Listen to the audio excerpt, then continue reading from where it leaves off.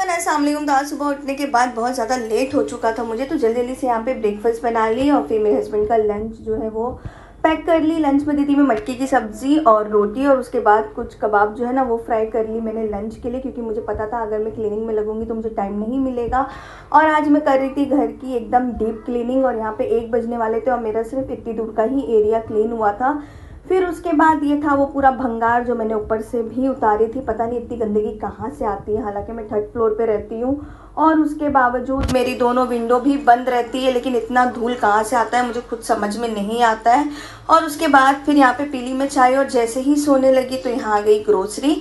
तो सबसे पहले मैंने ग्रोसरी का जो भी सामान था वो सब कुछ इम्पेटी किया, क्योंकि मुझे पता था अगर मैं जाके सोऊंगी तो ये पड़ा ही रह जाएगा और आइजल उठने के बाद कांड कर बैठेगी। और फिर यहाँ पे मेरी नेबर ने बनाया था बिरयानी, तो वो भेज दिया। और फिर उसके बाद फाइनली मैं जाके सो गई।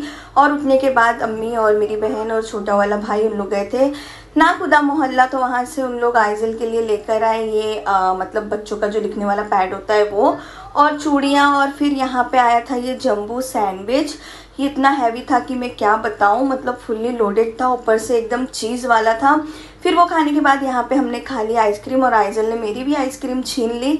और फिर अम्मी के जाने के बाद यहाँ पे मैं फटाफट से बनाने लगी डिनर। तो डिनर में बनाई थी दाल, राइस, आलू मटर फ्लावर की सब्ज़ी, रोटी, और साथ में थोड़ा सा चिकन जो है वो मसाला के फ्रीजर में रख दी थी।